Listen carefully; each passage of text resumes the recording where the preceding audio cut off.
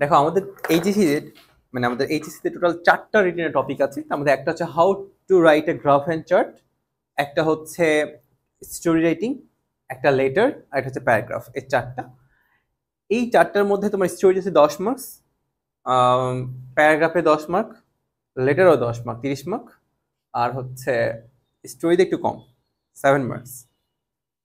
বুঝতে পেরেছো? স্টোরিতে একটু কম মার্কস আসছে আর কি, যাই হোক না কেন। তো এই যে বিষয়টা আমি একটু একটু ক্লিয়ার করে বলি। প্রথমত, আমি তোমাদের যে টপিকটা নিয়ে ক্লাস করে স্ক্রিনে দেখতেই পাচ্ছ, how to write a graph and chart. এটা নিয়ে একটু কথা বলা দরকার। শুধু how to write a graph and chart না, পুরো রিটেন নিয়ে আমি একটু কথা বলবো। প্রথমত, প্রথম যে কাজটা সেটা হচ্ছে তোমাদের যে এসএসসির যে মানসিকতা, ওটা থেকে বের হয়ে আসতে হবে যে লিখলেই মার্কস পাবো। যেভাবে লিখি, কমন না পড়লেও একটা মার্কস লিখে দিলে 10-এ 7 পেতা, 8 পেতা। আর যে খুব ভালো লিখে 10-এ 10 পেত। বানান টানা তোয়াক্কাই করতে না, টেন্স তো দূর কি বাদ। হ্যাঁ, এখানে অ্যাক্টিভ সেন্স প্যাসিভ সেন্স কিচ্ছু ছিল না, নানান কাহিনী, নানান সমস্যা ছিল আর কি। তো এইচএসসিতে এই ব্যাপারগুলোতে তোমাকে মাস্ট বি কনসার্ন। লেখার সময় তোমার যেন ঠিকঠাক থাকে যে আমার টেন্স ঠিক আছে, আমার স্পেলিং ঠিক আছে, আমার গ্রামার ঠিক আছে। সবগুলোর প্রতি তোমার নজর দিয়ে তারপরে তুমি মার্কসটা পাবা, আদারওয়াইজ তুমি ভালো মার্কস পাবা না, ঝামেলা হয়ে যাবে অনেক। আরেকটা ব্যাপার হচ্ছে ম্যাচিউরড অ্যান্ড ইম্যাচিউরড সেন্টেন্স। তোমার সেন্টেন্সটা কতটুকু ম্যাচিউরড হচ্ছে এটা একটা ব্যাপার আছে, কিভাবে লিখছো। একদিন বলতে ভাই ম্যাচিউরড সেন্টেন্স আর ইম্যাচিউরড ভাই আসলে কি বোঝাচ্ছেন, এগুলো ক্লাসের মাঝে আমরা বুঝতে পারবো যে কোন বিষয়গুলো আসলে তোমার বর্ণনা করার ক্ষমতাটা কেমন। তুমি দেখো, ফেসবুকে কারো লেখা পড়বো না, কারো লেখা দেখলে আমার চোখ কাটকায় যায়, একটু পড়ি। এই ব্যাপারটা যেটাকে বলা আই ক্যাচিং রাইটিং। এটা হচ্ছে যে তাহলে এই যে লো স্কোর আর হাই স্কোর দেখে তোমার একটা ধারণা হবে যে আমার মার্কসটা কেন কমছে, ওটা কেন বাড়ছে। আমি ধরুন ব্রিফ করতে পারবো এবং প্রত্যেকটা খাতা কিন্তু কমেন্ট করা থাকবে কোথায় কি প্রবলেম। এইভাবে 1, 2, 3, 4, 5 করে যখন আমরা পরীক্ষা নিতে থাকবো, আমার খুবই বিশ্বাস যে একটা, দুটো, তিনটা পরীক্ষা নিলে তোমার মোটামুটি পরীক্ষা টেস্ট করলেই তোমার অনেকটা বোঝা যাবা যে আসলে আমাদের কি অবস্থা, আমরা কোন অবস্থায় দাঁড়িয়ে আছি। হ্যাঁ, সো এই জন্য মন খারাপ করা যাবে না প্রথম দিকে, আমার খাতা দেখাই দিল ভাইয়া এরকম। শুধু এটা না, এই যে 7টা ব্যাচের আমি দেখাবো কিছু টপ নচ খাতা। দেখো, এই 15টা খাতা, 10টা খাতার দিকে তুমি দেখো তো, আর তোমার খাতার দিকে দেখো, প্রবলেমটা আসলে কোথায়। তখন তুমি আস্তে আস্তে অটো বুঝবা যে আচ্ছা আমার এই এই জায়গায় প্রবলেম, তার মানে আমাকে একটু ডেভেলপ করতে হবে। এটা একটা সুন্দর একটা এক্সাম্পল আছে, আমার সেকেন্ড ইয়ারের একটা ছেলে আছে, ও কিছুই পারতো না, অনেক আগ্রহ ছিল হতো না, কিন্তু এখন সে একদম ভালো মতো কম্পিট করতে পারে, খুব ভালো ভালো ওদের সাথে। ও অনেক ভালো পারে এখন। ও কিন্তু ছেড়ে দেয় নাই, অপমানও করছি আমি, কিন্তু ও কিন্তু ছেড়ে দেয় না নিজেকে। বুঝে গিয়েছে? তো এই জন্য হচ্ছে আজকেরটা মূলত গাইডলাইন ক্লাস। আর দ্বিতীয় ক্লাসে যখন পরীক্ষা দেওয়ার পরে থার্ড ডে যখন আমি তোমাদের এগুলো আর কি অ্যানালাইসিস করে দেখাবো, তখন পরবর্তী পরীক্ষাগুলো তোমরা অনেক ভালো করতে পারবে। ঠিক আছে? সো প্রথমত আমি একটু গ্রাফ চার্ট নিয়ে একটু কথা বলি। দেখো, এগুলো হচ্ছে গ্রাফ। হ্যাঁ, এই মোটামুটি পরীক্ষার কোয়েশ্চেন অ্যানালাইজ করে দেখা গেছে যে এগুলোই পড়ে। আর হচ্ছে এই 4 ধরনের, আর এগুলোকে বলা হয় চার্ট, আর এটাকে বলা হয় টেবিল। মূলত এগুলোর মধ্যে এটা খুব কম পড়েছে, মেবি একবারই এসছে বোর্ডে। সো এটা দরকার নেই। এই চার্ট, পাই চার্টটা আর এই হচ্ছে গ্রাফ চার্টটা বেশি আসছে সবচেয়ে পরীক্ষায়। হ্যাঁ, তো প্রথমে একটা কোশ্চেন হতে পারে, আচ্ছা ভাইয়া গ্রাফ চার্ট বা পাই চার্ট বলতে আসলে আমি কি বুঝি। একটা গ্রাফ হচ্ছে সার্ভে করা, বুঝো? সার্ভে করা, সার্ভে করা মানে কি? জরিপ করে। এই জরিপটা 1 মাসে হতে পারে, 7 দিনে হতে পারে, 10-12 বছরে হতে পারে। এই জরিপের একটা আউটকামই হচ্ছে গ্রাফ বা পাই চার্ট। ধরো তুমি ছুটিতে বাসায় গেছিলা, তুমি তো বা খেয়াল বলছো যে আমি দেখবো 2015 সাল থেকে 2024 সাল পর্যন্ত আমার গ্রামের কত পার্সেন্ট লোক এসএসসি পর্যন্ত পড়েছে, কত পার্সেন্ট অনার্স পর্যন্ত পড়েছে, কত পিএইচডি কমপ্লিট করেছে। তুমি দেখলা 2015 গ্রামে একটাও পিএইচডি হোল্ডার নাই। 2016-তে দেখলা মাত্র একজন আছে, বা 2018-তে এইভাবে দেখলা।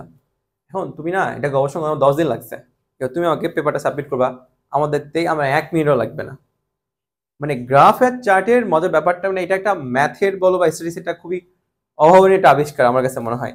যে বহুদিনের তথ্য, বহু বছরের তথ্য তথ্য তুমি একটা ছোট্ট একটা গ্রাফ একটা চারের মধ্যে দেখাই দিচ্ছ, আমি সেটা 1 মিনিটে বুঝছি, ও আচ্ছা এই গ্রাফের অবস্থা ভালো না, গ্রাফ দেখে যেন মনে হয়েছে।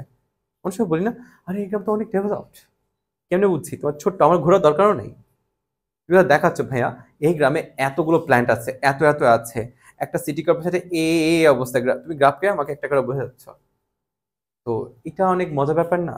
এখন ব্যাপারটা হচ্ছে আমাদের কি করতে হয়, তোমার বা যে জরিপ চালিয়েছে সে তো এটা লিখে রাখবে, এটাকে আমাকে কি করতে হবে, মানে ধরো এটা তুমিই করেছো গ্রাফটা বা পাই চার্টটা, এটা তখন সুন্দর করে লিখে লিখে বুঝাইতে হবে। এখানে একটা ব্যাপার বলি, এখানে লিখতে হবে কিন্তু একটা লিমিটেশন দেওয়া থাকে, চাইলে 1.5 পাতা 2 পাতা করে লিখা যায়, কিন্তু পারবা না তুমি এখানে 80 ওয়ার্ডস এর মধ্যে লিখতে হবে। এখন পরিপূর্ণতা প্রকাশ করার জন্য সেটা 100 ওয়ার্ডের মধ্যে যেতে পারে, ইটস ওকে, 100 ওয়ার্ড বুঝা গিয়েছে, বেশি না। এখন তোমাকে বলছে 80, তুমি লেখা 150, তুমি তো নিয়ম ভঙ্গ করলা। তুমি বলে ভাই আমি 2 পাতা লেখা ফেলছি, ভুল করছো তুমি। 80 বললে 90 হতে পারে, সেটা 95 হতে পারে, 100 হতে পারে সর্বোচ্চ, আর তা তো চোখে বাঁধবে। সেটা যদি 120 150 হয়ে যায়, এগুলো হওয়া অনেক চোখে বাঁধবে। তো বি কেয়ারফুল। আমাকে এমন এমন লাইন চুজ করতে হবে, এমন এমন সেন্টেন্স চুজ করতে হবে যাতে করে আমি 80 ওয়ার্ডস এর মধ্যে বা সর্বোচ্চ 90-100 শব্দের মধ্যে পুরো গ্রাফটাকে আমি প্রকাশ করতে পারি এইভাবে। নাম্বার 2, এটা হচ্ছে কি বলা হয়, এই গ্রাফ দেখে বর্ণনা করতে হয় না, এটাকে বলা হয় পিকচার এলিসাইটেশন, মানে কি ছবি দেখে বর্ণনা করা। আমরা খুবই হতভাগা জাতি স্টুডেন্ট, যে আমাদের এতদিনে এসে মানে 9-10 থেকে তো গ্রাফের শুরু, এতদিনে এসে আমাদের এই কাজটা করতে হতো, উচিত ছিল ক্লাস 1-2-3 থেকে এটা করা, বা 3 থেকে হয়তো বা দিলে ভালো হতো। 3 যদি বলতো একটা কলম দিয়ে, বলতো এই কলমটাতে 3 লাইন লিখো, আমাদের অভ্যাস হতো না, this is the pen, this is the red pen, হ্যাঁ দিস ইজ কস্টলি পেন, এভাবে লিখতে হতো না। তো আমাদের তো কোনোদিনও শেখানো হয়নি, হুট করে এসে গ্রাফ লিখো, এখানে আমরা তখন ধাক্কা খাই। তাও 9-10 হবে, পাত্তাও দেওয়া হয় না, ভুল হলো তেমন কিছু বলে না কেন জানি। তো তো এখন আমরা হুট করে পাচ্ছি, তো তো আমাদের একটু খাপ খাওয়াতে সময় লাগবে। দ্বিতীয়ত বাক্য লিখতে তো শব্দের প্রয়োজন হয় না, আর আমাদের ভোকাবুলারি তো মাশাল্লাহ যা তা অবস্থা, আমরা খুব ভালো করে জানি ভোকাবুলারির অবস্থা। এখন এতদিনে এসে আমাদের কি করতে হচ্ছে, এখানে একটা সেন্টেন্স মেক করতে ভোক্যাবস লাগে, এখন আমাদের ভোকাবুলারি নাই, আমরা এতটাই গরিব হয়ে আছি। তো তোমরা যারা বেসিক ক্লাস করেছো, আমি দেখতাম একটু চেষ্টা করতাম ভোকাবুলারি গুলো শেখানোর, পাশাপাশি আমরা তো নেক্সট ক্লাস বা পরের ক্লাস থেকেই হচ্ছে ফার্স্ট পেপারে মুভ করব। ফার্স্ট পেপারে প্রচুর ভোক্যাবস পড়তে হয় কিন্তু, তো একটু সময় লাগবে, 2 মাস 3 মাস 4 মাস সময় লাগবে, 2 মাস, আস্তে দেখবা খাপ খাওয়াবা। আর আমি তখন ভুল ধরা শুরু করব, তখন তুমি নিজে একটু কনসার্ন হয়ে যাবা। একটু প্র্যাকটিস করলে হয়, মানে তুমি না লিখলে তুমি তো আসবে না শব্দ। তুমি দেখো আজকে থেকে ধরো তুমি ফেসবুকে ধরো তুমি শুধু স্ক্রলই করছো, ছবি তুলে পোস্ট করছো ভিডিও, কিন্তু তুমি কখনো লিখছো না। একটা ছবির ক্যাপশন দিতেও তোমার এখন খারাপ লাগে, তুমি গুগল করে একটা জাস্ট কি করো, কপি করে পেস্ট মেরে দিচ্ছ, যে নিজে লিখবা ভাববা সেটা করছো না, অথবা দু একটা ইমো দিচ্ছ। কিন্তু একটা সময়কে মানুষ লিখতো, লিখার অভ্যাসটা আমাদের একদমই ছুটে গিয়েছে।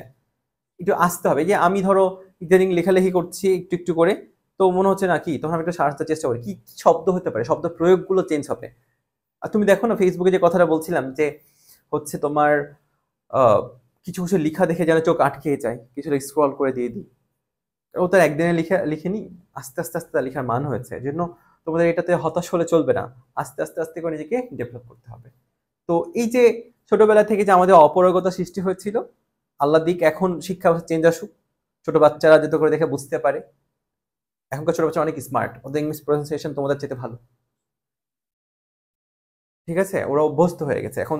তারা এই 4-5 বছর হচ্ছে বাচ্চা, ওরা তার দাদুকে শেখায় যে কিভাবে মেসেঞ্জারে কল দিতে হয়, কিভাবে হোয়াটসঅ্যাপে কল দিতে হয়, ওরা স্মার্ট। তো ওদের পড়ালেখাটা অনেক স্মার্ট হওয়া উচিত এখন, ইংলিশের সব জায়গাতে, ভোক্যাবসের সব জায়গা থেকে। তো কেন এগুলো বললাম, এগুলো হচ্ছে আস্তে আস্তে তোমাদের কাজে লাগবে, বুঝতে পারবা। নিজে একটা বাক্য লিখতে গিয়ে ফেটে যাবে, পারছি না কেন, এত সহজ একটা বাক্য, এটার আনসার করতে পারছি না। তো মনে আসবে, মানে তোমার পেটে আসবে, মুখেও আসবে, কিন্তু লিখতে গিয়ে তখন তোমার আর মনে হচ্ছে মনে হয় ভুল হয়ে গেল, মনে হয় ভুল হয়ে গেল। তো এই ফিলিংসটা আসলে আমাদের একদিনে তৈরি হয়নি, এই ব্যাপারটা অনেক বহুদিন থেকে এটা আছে। যাই হোক, আমরা ওই আলোচনা না যাই, আমরা এখন রিটেনের দিকে আসি। যে এটা এটা তো আমি দেখিয়েছি এই টাইপের পরে, এখন ব্যাপারটা হচ্ছে যে পরীক্ষায় আসলে কিভাবে আসবে, তাই না? পরীক্ষা আমরা কিভাবে লিখবো, দেখো পরীক্ষা ঠিক এই টাইপের একটা প্যারাগ্রাফ পড়ে, গ্রাফ পড়ে, বুঝতে পেরেছ? প্রশ্নটা পড়ে দেখো, প্রশ্নটা সবসময় পড়বা। দ্য গ্রাফ বিলো শোজ, নিচের গ্রাফটা দেখাচ্ছে যে the number of internet users in town and village from 2010 to 2015 describe the graph in 80 words. দেখছো 80 শব্দের মধ্যে কিন্তু গ্রাফটা ডেসক্রাইব করতে বলছে। ইউ শুড হাইলাইট অ্যান্ড হচ্ছে summarise the information given in the graph. তো তোমার হচ্ছে এই যে একটা ছবি, এই ছবিতে একটা তথ্য বসানো আছে, এই তথ্যগুলো আমাকে বুঝাইতে হবে, যে যে টিচার খাওয়া দেবে তাকে বুঝাইতে হবে যে স্যার এই তথ্যটা এখানে দেওয়া আছে। তবে তোমরা সামারাইজ করে দেখবা, স্যার দেখলাম 2010 থেকে 2015 সালে শহরে এই যে এগুলো দেখো, এগুলো দেখে বোঝা যায় না, এ বলে দিচ্ছে ইন্টারনেট ইউজার্স ইন টাউন, আর এটা কি internet users in village. So এটা কি ভিলেজার, এটা হচ্ছে টাউন। তো পুরো বর্ণনা করলা যে 2010 এটা ছিল, এটা ছিল, এটা বর্ণনা করতে হবে। তুমি সামারাইজ কেমনে করবা? বলবে 2010 সালে 10% থাকলেও 2015 সালে এটা কত পার্সেন্ট? 45%। তার মানে কত পার্সেন্ট বেড়েছে? 35%, তাই না? আর গ্রামে 2010 সালে 4% ছিল, এবারে কত পার্সেন্ট? 21% বা 20% বেড়েছে। এই ব্যাপারগুলো তোমাকে হচ্ছে সামারাইজ করতে হবে, ফুটিয়ে তুলতে হবে গ্রাফে। তো কিভাবে ফুটিয়ে তুলবে, উত্তরগুলো আসলে কেমন হবে? একটা গ্রাফকে সাধারণত দেখো কিভাবে লিখতে হয়। দেখো এই যে লাল কালারটা প্রশ্নটা, আমি তো গ্রাফটা ধরে নাই, তাই দেইনি, জাস্ট প্রশ্নটা দেখো। এর উপর বেস করে কিন্তু এটা আমি লিখেছি। লেখাটা অনেক বড়, মোটেও 80 শব্দের মধ্যে নাই, 100 শব্দ পার হয়ে গেছে। এর কারণ হচ্ছে যে গত বছরও গ্রাফে 15 মার্কস ছিল, বুঝছো, তখন ওয়ার্ড লিমিট ছিল না। তো এখন তো ওয়ার্ড লিমিট দেওয়া আছে, 80 ওয়ার্ডসের মধ্যে লিখতে হবে। সো কাটাকাটি একটু লাইনগুলো শর্ট করে দিতে হবে, তাহলে হবে। এটা অনেক বড় করে হয়ে গেছে বেশি। তো কিভাবে লিখতে হবে বলি, প্রত্যেকটা গ্রাফ লেখার সময় সব টু ফলো, যে হচ্ছে তোমার 3টা করে পার্ট থাকবে। এই লাইনটাকে বলা হয় ইন্ট্রো পার্ট, একটা এই পার্টটাকে বলা হয় মেইন বডি, আর এটাকে বলা হয় কনক্লুডিং পার্ট। বুঝতে পেরেছো? Intro part, main body, concluding part বা কনক্লুশন পার্ট, যাই বলো না কেন। এই 3টা পার্ট করে এই 3 প্যারাতেই তোমাদের লিখতে হবে গ্রাফ।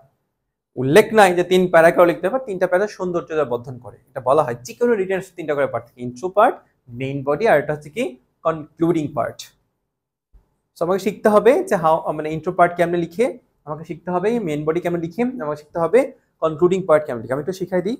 দেখো ইন্ট্রো লাইনটা কেমন হবে, এখানে দেওয়া আছে প্রশ্ন। দেখো দ্য নাম্বার, ইন্ট্রো মানে কি পরিচয় করে দেয়। তো তুমি কি নিয়ে, গ্রাফটা কি নিয়ে হচ্ছে, এটা পরিচয় করে দিবা না, যে স্যার গ্রাফটা এই বিষয় নিয়ে, এত বছর ধরে গ্রাফটা এটা হয়েছে। সো দেখো প্রশ্ন হচ্ছে the number of internet users in town and village from 2010 to 2015। ওকে, এবার দেখো the graph, the outcome of survey. অবশ্যই একটা গ্রাফ, আমি যেটা বলছিলাম, এটা একটা জরিপেরই একটা ফলাফল। মানে ইন্ট্রো লাইনগুলা এক এক ধরনের গ্রাফের জন্য এক এক ধরনের ইন্ট্রো লাইন দেওয়া আছে। তোমার এখানে প্রায় 45টার মতো গ্রাফ চার্ট টেবিল করা আছে, অনেকগুলো ইন্ট্রো লাইন করা আছে। তোমার যেটা ভালো লাগবে তুমি সেটাই চুজ করতে পারো, কোনো সমস্যা নেই। এক একটাতে এক এক রকম দেওয়া আছে। এখন তুমি তো 10টা গ্রাফ লিখবে পরীক্ষায়, একটাই গ্রাফ লিখবা, তো রাইট পরীক্ষক তো আর বুঝবে না একই ধাঁচে, তাই না? যদি তুমি যে কোনো একটা নিবা। তো এই ইন্ট্রো পার্টগুলো এগুলোকে বলা হয় আই ক্যাচিং লাইন, খুব সুন্দর করে দিতে হবে। এবং বলছিলাম ম্যাচিউর আর ইম্যাচিউর কাকে বলে, দেখো আমি বুঝাই। The graph, the outcome of A survey indicates the percentage of the internet number of the internet users in towns and villages. The survey period কত ছিল? From 2010 to 2000 ranges from 2010 to 2015. এখন তুমি এটা লিখছো, তো তোমার কোনো বান্ধবী এটা লিখবে, দিতে হবে লিখে the graph shows the internet users in town and village from 2010 to 2015। ওর তো ইন্ট্রো হলো, তোমারটা ইন্ট্রো হলো। বুঝছো ম্যাচিউর ইমেচিউর কাকে বলে? এটাকে হলো ম্যাচিউর, আর ওটা হলো নর্মালি কপি পেস্ট। তুমি ইন্টারমিডিয়েটে পড়ো, 11 ক্লাসে এসে পড়ো, তুমি কেন কপি পেস্ট করো? একটু একটু সুন্দর করে লেখা যায় না? একটু মডিফিকেশন করে লেখা যায় না? তো এদিকে কনসার্ন হইতে হবে, উভয় কপি পেস্ট করা যাবে না। ঠিক আছে? এখন বললাম ভাই আমার অনেক কঠিন কঠিন লাগছে, এই যে তার অনেক তোমাদের লেকচার শিট তো দিয়েছি আমি, আরো অনেক 5 লাইন আমি এরকম ইন্ট্রো লাইন আছে, নিবা যে তোমার যেটা ভালো লাগবে। বাট এইটা আমার খুব ভালো লেগেছে, একটা গ্রাফ পড়ে, এই গ্রাফটা এটা একটা সার্ভের ফলাফল। এটা কি ইন্ডিকেট করছে? পার্সেন্টেজ অফ দ্য নাম্বার, এটা রিজেস্ট করছে কোথায়? শহরের ভিলেজে। এবং এই গ্রাফের রেঞ্জ কাল মানে দীর্ঘায়িত কাল সময়কাল কত ছিল 2010 থেকে 2015। এটা লিখলে ইনশাল্লাহ তুমি 2-1 তোমার কনফার্ম। এইগুলো তোমার ইন্ট্রো লাইন। এবার মেন বডিতে আসো, পুরো মেন বডি দেখো। মেন বডি তো তুমি কোয়েশ্চেন, তোমার কিন্তু কোয়েশ্চেনে দেওয়াই থাকে মেন বডি, তুমি আবার আঁকিও না, ঠিক আছে? 2010 থেকে 2015 কত বছর? 6 বছর না?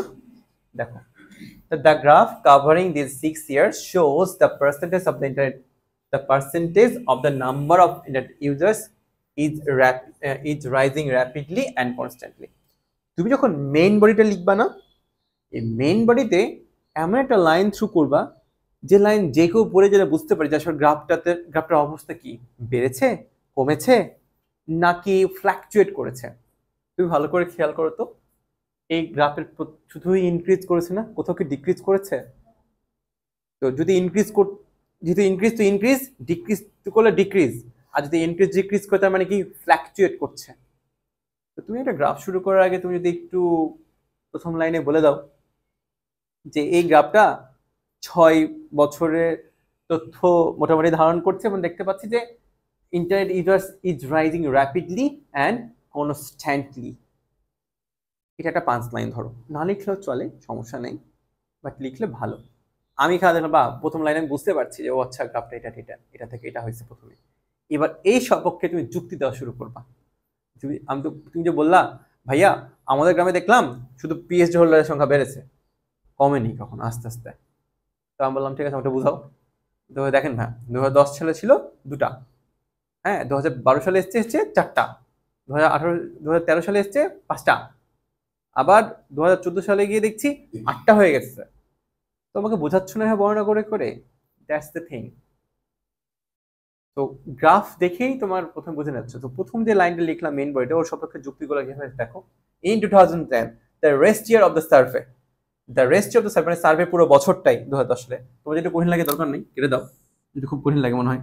ইন 2010 দেওয়ার পরে লিখবা উই ফাইন্ড দ্যাট যেহেতু আমাদের একটু শর্ট করতে হবে, we find that the number of internet users in towns was 10%, double of হয়েছে, একটা অফ হবে, was 10% of the city dealers। City dealers মানে কি জানো?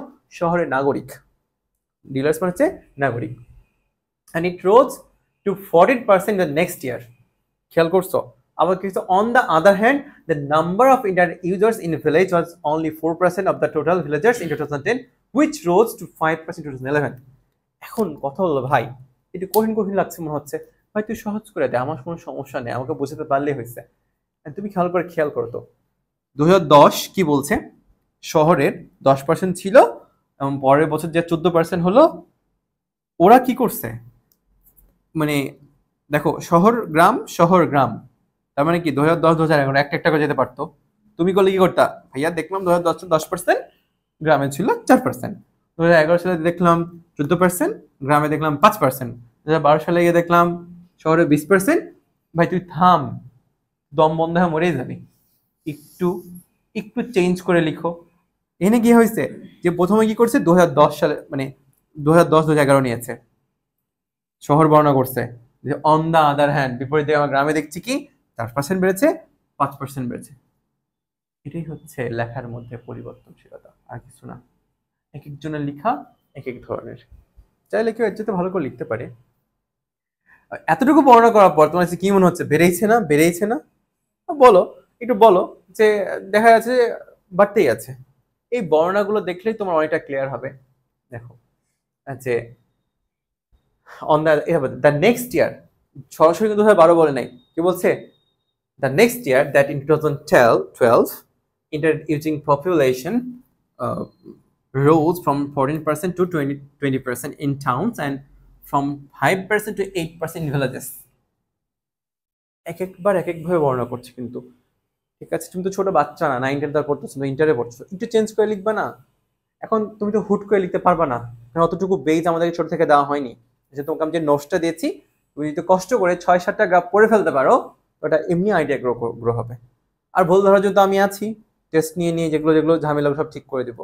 তো এগুলো বর্ণনা করার পরে একটা জিনিস খেয়াল করছো যে বলছে না যে সামারাইজ করতে বলছে ইনফরমেশনটা। তুমি এতক্ষণ ধরে বক করে সামারি করবা না, সামারি দেখো যে এত বছরে বর্ণনা করার পরে বলছে দেখো, দো the percentage of the internet আচ্ছা এখানে দেখো লিখছে ইন 2004 উই নোটিস, আমরা খেয়াল করলাম, এগুলোর মধ্যে খেয়াল করবা নোটিস, হ্যাঁ, সে, তারপরে ইন্ডিকেটস, এই টাইপের ওয়ার্ডগুলো খুব দরকার গ্রাফে। আচ্ছা we notice that the number of internet users in towns rose two 35% which was 27% in the previous year. আচ্ছা এই যে ইয়া করা আছে না, দেখো বলছে দো the percentage of internet users in villages increase rapidly rising for 5% to 20% in 5 years, it was small compared with the 35% users in towns. অনেক কঠিন করে বর্ণনা করা আছে একটু, আমার কাছে পার্সেন্ট কঠিন কঠিন মনে হচ্ছে, কিন্তু এর তো 5 বছরের কথা বলছে না, 5 বছরে কত বেড়েছে 20%, তাই না? কিন্তু 6 বছরে কিন্তু 21% বেড়েছিল। ভাই দেখো ভালো করে, যে যেটা বলছিলাম তখন তো সব বর্ণনা করা শেষ, এতটুকু বলার তো অধিকার আমাকে দেয় নাই, কারণ আমাকে 80 শব্দের মধ্যে বলেছে। এর জন্য তুমি কি করবা, জাস্ট সিম্পলি বলবা যে so the graph indicates the finally we can say, তুমি চাইলে এটা কি করতে পারো, সামারাইজও টেনে নিতে পারো, সমস্যা নেই। তো যদি মেইন বডি রাখতে চাও তাহলে বলে দিবা যে 2010 সালে আমরা খেয়াল করে আমরা নোটিস করলাম যে 2010 সালে ছিল 10% এবং 2015 সালে সেটা কত হয়েছে 45%, তার মানে কত পার্সেন্ট বেড়েছে, 35% বেড়েছে, তাই না? আবার তুমি বললা যে 2010 সালে, তার মানে লাস্ট 6 ইয়ার্সে কত পার্সেন্ট বেড়েছে ইন্টারনেট ইউজ করার সংখ্যা 35%। অন দ্য আদার হ্যান্ড গ্রামে আমরা দেখলাম 2010 সালে ছিল 4% এবং 2015 সালে 25%, তার মানে গ্রামে এসে প্রায় এটা 21% বা 20% বলবো না, ক্যালকুলেটরে ম্যানেজ করে দেখবা কত পার্সেন্ট হয়, তাহলে হবে। এই যে এভাবে সামারাইজ করে দিতে পারলে তো মোটামুটি একটা ভালো মার্কস পেয়ে যাবে, 10 10ই পাবা অথবা 9 পাবা। এখন এটা যখন হয়ে গেল, এবার তোমাকে বোঝাই এবার এটা শেষ করো। এই কনক্লুডিং পার্টটুকু তুমি চাইলে এখানেও অ্যাড করতে পারো, তুমি চাইলে এখানেও অ্যাড করতে পারো, সমস্যা নেই। এখন কনক্লুডিং পার্ট লেখার একটা নিয়ম আছে, যে শেষ করবা তখন কি হচ্ছে যে হাউএভার, যাই হোক, by analyzing the graph we can say that the tendency of using internet is increased rapidly both in towns and villages. আর যদি ফ্ল্যাকচুয়েট হতো তাহলে বলতো যে ফ্ল্যাকচুয়েটিং, যদি ডিক্রিজ হতো তাহলে বলতো ডিক্রিজিং। এই হচ্ছে কাহিনী। মোটামুটি একটা আইডিয়া গ্রো হয়েছে। তাহলে আবার নেক্সট ক্লাসে এই গ্রাফ একটা র্যান্ডম একটা গ্রাফ দিব, তোমাদের যে শীট দেওয়া হয়েছে তোমরা 5-6টা গ্রাফ দেখবা, আমি আমার ইচ্ছা মতো একটা গ্রাফ দিব, দিয়ে তোমাদের দেখবো যে কি অবস্থা, মানে যতটুকু বেস তোমাদের আছে ততটুকু দিয়ে লিখে ট্রাই করবা ইচ্ছা মতো। বাট যদি 5-6টা গ্রাফ দেখতে পারো তো তোমার লিখতে অনেক সুবিধা হবে, বুঝতেও সুবিধা হবে, আরো এই ক্লাসটা তোমার বেশি আর কি এখানে ঢুকবে। দেখো এটা আরেকটা গ্রাফ, ঠিক আছে? এই গ্রাফের বর্ণনা দেখো, এটা আবার একটু চেঞ্জ করে লাগে, এটা এখন ছোট্ট। দেখো here the given graph refers to a survey carried out on the population growth of Bangladesh covering 8 years from 2007 to, এটা আবার ভিন্ন করে লিখছি না। তোমার যদি এটা ভালো লাগে ভাই তুমি এটা দাও, তোমার যদি আগেরটা ভালো লাগতো এই দেখো প্রশ্ন দেওয়া আছে, যদি তোমার এটা ভালো লাগে তুমি এটা দাও। একই টাইপেরই তোমার হচ্ছে ইন্ট্রো লাইনগুলো দেওয়া যেতে পারে। মেইন বডি এখানে আমার সুন্দর একটা বলছে as per the information contained in the graph, গ্রাফে যে তথ্যগুলো ধারণ করেছে তা অনুযায়ী in 2007 the total population was 13.8 crore। ভাই দাও আছে, জাস্ট তুমি উল্লেখ করবে, লিখবা, উল্লেখ করবে। এখন বলার ধরনটা কি খুব সুন্দর করে কথা বলে, খুব তো ভালো লাগে, কারো কথা শুনলে মেজাজ খারাপ হয়ে যায়, তেমন লেখা লিখো না, দেখলে মেজাজ খারাপ হয়ে যায়। তথ্য একই, যেমন অবেদুল কাদেরের কথা শুনলে বিকেল লেগে যায়, মাথা মুথা খারাপ হয়, ধাপ পড়তে গাল ফাড়াইতে মনে চায় না। আবার অন্যদিকে ধরো যে পার্থর কথা শুনলে মানে মন্ত্রমুগ্ধের কথা শুনি, এই যে ব্যাপারটা, যেমন ধরো যে বুঝতেই পারছো শেখ হাসিনার কিছু কিছু কথা শুনলে বিকেল লেগে যায়। আবার অরি দলের কারো কারো কথা দেখবা শামীম ওসমান জানি বাকওয়াস বলে, তারপর মনে শুনতে ভালো লাগে। প্রেজেন্টেশন দুটোই মিথ্যুক না, তো জন্য বললাম যে একই তথ্য দাও, বাট লিখার ভাঁজটা যেন একটু চেঞ্জ হয়, সুন্দর হয়। আর তখনই তুমি যদি 100 গল্পের বই পড়ো, তুমি একটা গল্পের বই লেখার মতো যোগ্যতা তোমার কন্টেন্ট তোমার থাকবে। তুমি কিছুই পড়ো নাই, তুমি লিখবা কি দিয়ে, কিছু দেখোই নাই, বুঝতে পেরেছো? এই জন্য এটা বেশি একটু সময় দিতে হবে। তো এই হচ্ছে গ্রাফ। এখন বলবো ভাই চার্ট, পাই চার্ট, কিছুই না, যা বললাম তাই। একটা ইয়ে আছে না, হচ্ছে শর্ট ক্লিপ দেখা যায় না, আরে we are same same but different. Graph and charts they are same same but different. কি ডিফারেন্ট? এদের থোবরা মানে মুখের চেহারাটা আলাদা, একই জিনিস। কেউ কলম করে তথ্য দেয়, কেউ আবার এইভাবে তথ্যটা দেয়। এখন তুমি কে লিখবা দ্য গ্রাফ শোজ, না দ্য পাই চার্ট শোজ লিখবা, কমন সেন্স। পাই চার্ট পড়লে পাই চার্ট দিবা, গ্রাফ চার্ট পড়লে গ্রাফ চার্ট দিবা, আর যদি টেবিল পড়ে প্রশ্ন দিয়ে টেবিল লেখা যায় টেবিল দিবা, ঠিক আছে। আচ্ছা এটার বর্ণনাগুলো দেখো, দেখো এখানে যা সরাসরি বলে দিছি, this pie chart shows us that there are mainly 5 sources of air pollution in Dhaka city. These are vehicles, heating or using AC, power plant, waste disposal and industry. দেখো তো 1 2 3 4 5টা আছে না, এই তো সুন্দর করে তুমি বলে দিলা। কিন্তু ধরো তুমি 3টা 4টা গ্রাফ পড়লা, 3-4টা পাই চার্ট পড়লে তোমার একটা ভালো মতো একটা আইডিয়া গ্রোথ হচ্ছে। এরপরে লিখতে গিয়ে যে ভুলগুলো হবে সেগুলোর জন্য তো আমি আছি, দেখাই দেবো যে কোথায় কোথায় ভুল হচ্ছে, ঠিক আছে। Thank you. এই হচ্ছে গ্রাফ অ্যান্ড চার্ট। এই যে আমরা গ্রাফ শিখলাম একটু আগে, তো গ্রাফের ক্ষেত্রে একটা বিষয় বলি যে আমরা যখন গ্রাফ করলাম না, একটা জিনিস আমি ভুলে গেছিলাম, তোমরা প্রশ্ন করেনি কিছুই, এটা হচ্ছে যে ভাইয়া কোন টেন্সে লিখবো, প্রশ্ন থাকতে পারে। টেন্স হচ্ছে যেটা লিখবা সেটা হচ্ছে তুমি তো বর্ণনা করো প্রেজেন্ট টেন্সে বা তথ্য করে দেবে পাস্টে, 2010 2015 তোর কাছে কি ফিউচার মনে হয়? তো পাস্ট লিখবি, খুব কমন সেন্স, তাই না? সো যেমন we shows, the graph shows, এরকম বলছে না যে 2010 সালে এত পার্সেন্ট ছিল, মানে দাঁড়াচ্ছে তুমি বলতেছো প্রেজেন্টে বাট তথ্য করে দিচ্ছ পাস্টে, তো পাস্টে আর বলবা নিজেকে যখন ডেসক্রাইব করতেছো তখন কি প্রেজেন্টে। হিস্ট্রির ক্ষেত্রে বলি, হিস্ট্রির একটা ব্যাপার আছে, আমি একটু খেয়াল করো যে হিস্ট্রিগুলো আসলে 2 ধরনের হয়, খেয়াল করছো কিনা। একটা ট্রেডিশনাল স্টোরি, একটা ক্রিয়েটিভ স্টোরি, দুটো তোমাদের পরীক্ষা পড়ে, যে কোনো একটা পড়বে। ট্রেডিশনাল হিস্ট্রি বা ক্রিয়েটিভ হিস্ট্রি দুটোর সাথে তোমরা মোটামুটি সম্পর্কযুক্ত হয়ে আছো সেই ক্লাস 9-10 থেকেই। তো ট্রেডিশনাল হিস্ট্রি কোনগুলো জানো? আমরা ছোটবেলায় যে গল্পগুলো পড়তাম না, ইসপের গল্প পড়তাম না, আর কোনো একটা লেসন থাকতো, যেমন আর্থার সি ক্রো টাইপের, বা a friend in need is a friend indeed, who will bell the cat, হ্যাঁ, a fox without a tail, হ্যাঁ, তারপরে হচ্ছে time and tide wait for none, slow and steady wins the race. এই টাইপের স্টোরিগুলোর সাথে তোমরা অভ্যস্ত না, মোটামুটি অনেক স্টোরি কিন্তু তোমরা পড়েছো। তো আসলে এই স্টোরিগুলোই যদি পড়ে যাই, বরং আমার কাছে মনে হয় যে ট্রেডিশনাল পড়লেই ঝামেলা। ধরো তুমি 30টা স্টোরি মুখস্থ হয় তোমার, 30টার মধ্যে কন পড়ো না, এমন একটা গল্প পড়ে গেল তুমি শুনোই নাই, তুমি এটা বানিয়ে কতদূর নিয়ে যাবা? ধরো এমন একটা ক্যারেক্টারও মরেনি, তুমি এটা মেরেই ফেল দিলা। আচ্ছা তোমরা একটা গল্প শুনেছো না, যে এক বিদ্বান লোক শহর থেকে সে গ্রামে, তার গ্রামের বাসায় যাবে, তো এক মূর্খ মাঝির সাথে তার দেখা হয়, মূর্খ মাঝির নৌকাতে সে চড়ে। এই মাঝিকে এসে দেখাচ্ছে, বলতো মাঝি কেন জোয়ার ভাটা হয়? সে প্রশ্ন করে, বলতো মাঝি কেন সূর্য স্থির থাকা পৃথিবী সূর্যের চারদিকে ঘুরে? এইভাবে প্রশ্ন। মাঝি তো অবাক, ওইগুলা পারবে? মেলা কথা শোনাচ্ছে, মাঝিকে একটু করে অপমানও করছে। এবার কিছুক্ষণ যাওয়ার পরে ঝড় উঠেছে, উথাল পাথাল স্রোত, নৌকা তো ডুবু ডুবু অবস্থা। এবার মাঝে জিজ্ঞেস করছে, সাঁতার কি পারেন ভাইয়ে? ও তো সাঁতার জানে না। তো মাঝিরে বলছে, তোমার তো জীবন মিয়া 12 আনায় বৃথা, কি এ জীবন? বলছে, এখন আপনার তো 16 আনায় বৃথা জীবনটা।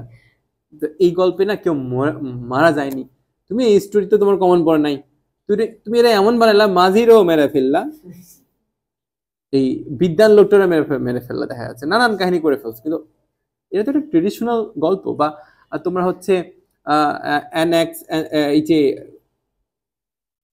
নদী থেকে এক পরী উঠে আসবে, এটা গল্পটা পড়েছো না? কাঠুরের গল্প পড়নি, তাই না? তো কাঠুরের গল্পে আসলে তাকে কাঠুরে একটা সোনার কাঠুরে দিয়েছিল, তাই না? তুমি না এটা ডায়মন্ডের কাঠুরে বানায় ফেলছো। এই তথ্যগুলো you don't have the right. তুমি হিস্ট্রিক্যাল গল্প চেঞ্জ করতে পারো, এই কান্ট। এই জন্য তোমাকে কি কাজটা করতে হবে? আমি আমার স্টোরি রাইটিংয়ে যেমন গ্রাফেরও যেমন অনেকগুলো দিয়েছি, প্রায় তোমার হচ্ছে 45টার মতো গ্রাফে, প্রায় 90টা 95টা, অনেকগুলো গ্রাফ আছে গ্রাফে প্রায় 45টার মতো গ্রাফ অ্যান্ড চার্ট আছে, আর স্টোরিতে প্রায় 90টা আছে। তো 45টার মতো বা 47 স্টোরি শুধু এই ট্রেডিশনাল স্টোরি টাইপের। আর একটা গল্প শুনেছো না তোমরা, যে দাঁড়িপাল্লা, একটা ওয়েট অ্যান্ড ব্যালেন্সের গল্প শুনেছো না? যে এক ব্যবসায়ী আরেক ব্যবসায়ীর কাছ থেকে দাঁড়িপাল্লা নিবে, দিয়ে বলে যে ভাই দেন, দিচ্ছি, আর দেয় না, দিনের পর দিন যে দেয় না, বলছে আপনার দাঁড়িপাল্লা ইঁদুরে খেয়ে ফেলছে। এই মাঝে তখন শিক্ষা দেওয়ার জন্য কি বলছে, আমি তো শহরে যাচ্ছি, আপনার ছেলে টাকা দেন, আমি আমাকে করে একটু সাহায্য করতে। তো মাঝি বলছে আমাকে হেল্প করে, আমি দিলাম ছেলেটাকে। ও মাঝি ওই ওই ব্যবসায়ী যখন আসলো, বলছে আমার ছেলে কই? তো বলছে তোমার ছেলেকে কাকে উড়াই নিয়ে চলে গেছে। তো বলছে কিভাবে? যেভাবে ইঁদুর আমার দাড়িপাল্লা খাইছিল ওইভাবে। তো এই যে গল্পগুলো, তো এই গল্প তো ট্রেডিশনাল স্টোরি। তুমি অনেক গল্প জানো, তুমি অনেক গল্প জানো না, এই জন্য আমি মোটামুটি 40-45 স্টোরি দিয়েছি। প্রত্যেকটা তুমি একটু একটু করে পড়ে রাখবা, সেন্সগুলো ডেভেলপ করবে যে ও আচ্ছা এটা এটা এটা এটার হচ্ছে প্লটটা এই ধরনের, এই ক্যারেক্টারটা এই রোল প্লে করেছে। এই বেসিক বিষয়গুলো তোমাকে একটু সচেতনতার সাথে ডিল করতে হবে। ওকে, আচ্ছা এবার তাহলে ক্রিয়েটিভ স্টোরির কথা বলি। আচ্ছা আগে দেখে নাও, আচ্ছা তোমরা ঘুঘুর গল্প শুনেছো না? ঘুঘু আর হচ্ছে an ant and a dove, এই যে গল্পটা, এখন গল্পের মধ্যে মানুষ মানে ছাত্ররা এমন ভাবে বর্ণনা করা শুরু করে রে ভাই, অতিরঞ্জিত করে দেয়। প্রচন্ড ঝড়ে পিঁপড়া আটকা পড়েছিল, কি ওরে ভাই প্রচন্ড ঝড়ে পিঁপড়া থাকবে? কিন্তু উড়েই পড়ে যাবে, কাদাতে ডুবেই মরে আগেই মরে যাবে। ওরা ঘুঘুই দাঁড়া থাকবে কিভাবে প্রচন্ড ঝড়ে? একদম বলছে ডাল ভেঙে দিয়েছে গাছ থেকে, ঘুঘুর ক্ষমতা আছে ডাল ভাঙা? ওটা পাতা ছেড়ে দিতে হবে সর্বোচ্চ। এই যে অতিরঞ্জিততা শেষ করতে হবে। এই দেখো এরকম টাইপের একটা স্টোরি দেওয়া থাকবে, এবং হচ্ছে 80 শব্দের মধ্যেও এটা বলছে, 80 থেকে 100-র মধ্যে, ঠিক আছে। অ্যান্ড হচ্ছে একটা স্টোরির ক্ষেত্রে একটা গুরুত্বপূর্ণ ব্যাপার কি জানো, সুন্দর করে টাইটেল দিতে হয়। বুঝতে পেরেছো? টাইটেলটা দেখো, তোমাকে দেখাই টাইটেলটা যেভাবে লিখতে হবে আর কি। You must give a nice title. হ্যাঁ, এবার এই টাইটেলগুলো দেখো একটু ফ্রেজাল টাইপের টাইটেল হইতে হবে। বুঝতে পেরেছো? ফ্রেজাল টাইপের টাইটেল হইতে হবে। তো এই যে আমি বললাম না, a friend in need is a friend indeed, unity is strength, united we stand, divided we fall. এই টাইপের phrasal, morning through the day, এই টাইপের ফ্রেজাল যদি টাইটেলগুলো হয় তাহলে এটা দেখতেও আই ক্যাচিং লাগে, আবার সব মিলে ভালো লাগে। চেষ্টা করবা তোমার হচ্ছে একটা নাইস টাইটেল দেওয়ার। তো এই যে এই গল্পটা, a dove and an ant, তাহলে দাঁড়াচ্ছে কি helpful dove and grateful ant, তাই না? তো কেউ এ দিতে পারে যে a dove and an ant, এটা হচ্ছে এটা বেশি ভালো লাগছে না, helpful dove and grateful ant. হ্যাঁ, আর অনেকে বলে যে ভাইয়া হচ্ছে ইয়ারগুলো, এই যে যখন আমি টাইটেলগুলো লিখবো কিভাবে লিখবো, এভাবে লিখবা। কেউ সবই ব্লক লেটার লিখে দেয়, কেউ স্মল লেটার লিখে দেয়। এটা না করে প্রত্যেকটা যখন ওয়ার্ডের প্রত্যেকটা মানে প্রত্যেকটা ওয়ার্ডের প্রত্যেকটা লেটার হচ্ছে এতে দিবা, বড় হাতে দিবা। আমি বলবা অ্যান্ড দিস, অ্যান্ডও বড় হাতে দিস, আর আর্টিকেলগুলো সাধারণত ছোট হাতের করে লিখে রাখা হয়। হ্যাঁ, এই তো। তো তুমি হচ্ছে টাইটেলগুলো এভাবে লিখলে হয়। বুঝতে পেরেছো? তো চেষ্টা করবা যে জেনারেল টাইটেল থেকে বের হয়ে এসে একটু ভালো টাইটেল, একটু ফ্রেজাল টাইপের টাইটেল দিতে বলে বেশি, প্রভার্বিয়াল টাইপের টাইটেলগুলো দিতে বেশি বেটার হয়। এখন বলে ভাই কতগুলো ইয়া দিব, এই হচ্ছে প্যারাতে লিখবো ভাই, স্টোরি লিখে ধরা বাঁধা নিয়ম না, এত প্যারা দিতে দেখতে খারাপ লাগে, একটু টানা এক প্যারাতে লিখে দিল শেষ, সমস্যা নেই। অনেক সময় দেখা যাচ্ছে লিখতে লিখতে গল্পের প্লট পরিবর্তন হলো, চরিত্রের পরিবর্তন হলো, সেক্ষেত্রে তুমি হয়ে যাচ্ছে একটা গ্যাপ নিলা, হালকা করে ছোট্ট একটা গ্যাপ নিতে পারো, এক লাইনে একটা গ্যাপ, কিন্তু বেশি করো না, দেখতে খারাপ লাগে। এত এত পাতা বাড়ানোর জন্য টিচাররা বুঝে রে ভাই, তুই 3 পাতা লিখে তো যায় 80 শব্দ লিখছিস, 100 এটা বুঝে টিচাররা, ঠিক আছে, এক্সপিরিয়েন্স থেকে বোঝা যায় এটা। তো আচ্ছা, আমি তোমাদের একটা ছোট্ট ইয়া দিই, এটা একটা ক্রিয়েটিভ স্টোরি।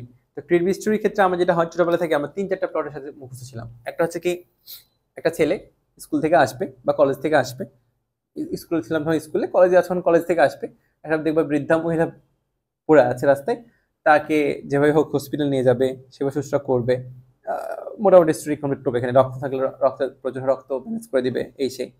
একটা হচ্ছে আরেকটা প্লট হচ্ছে মানি ব্যাগ পড়ে থাকবে, মানি ব্যাগটা নিয়ে তুমি পুলিশে দিয়ে দিবা, এখানে কেউ দিবে কেউ দিবে না।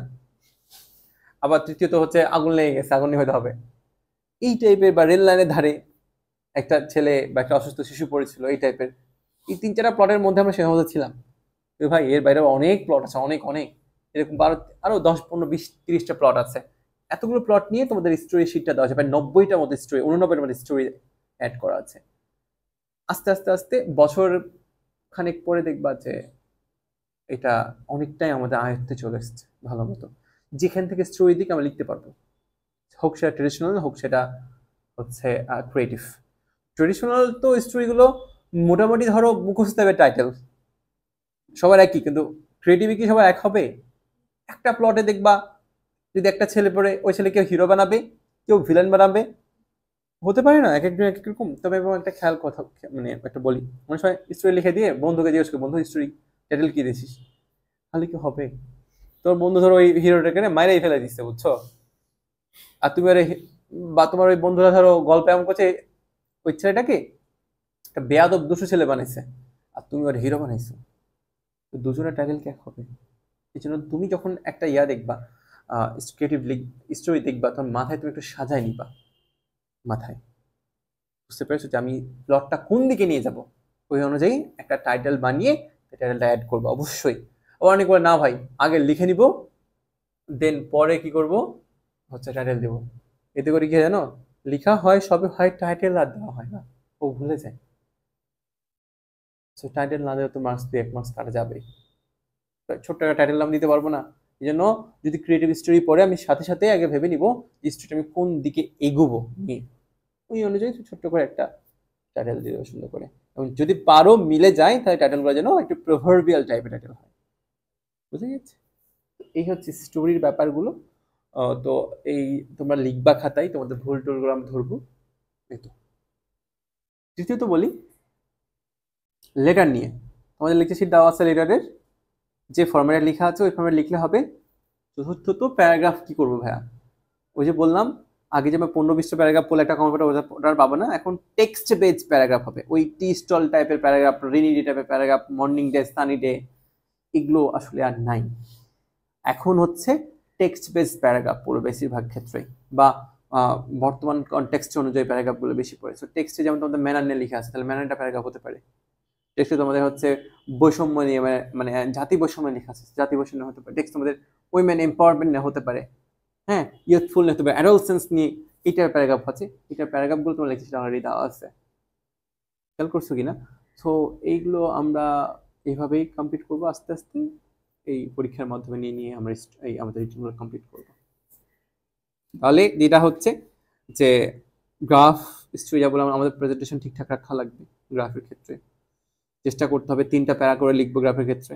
স্টোরির ক্ষেত্রে তেমন ধরাবাধা নিয়ম কারণ নেই, তবে আমরা চেষ্টা করি একটু নাইস টাইটেল দেওয়ার।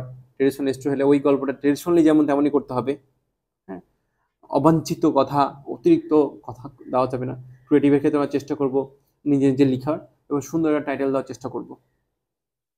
আর খেয়াল রাখতে হবে যাতে করে গ্রামাটিক্যাল মিস্টেক না হয়, যাতে করে টেন্সের মিস্টেক না হয়, যাতে করে হচ্ছে স্পেলিং মিস্টেক না হয়, তাহলে মোটামুটি ভালো একটা মার্কস আর পরিষ্কার পরিচ্ছন্ন যেন হয় লেখাগুলো। তো এই তো দ্যাটস অল ফর টুডে।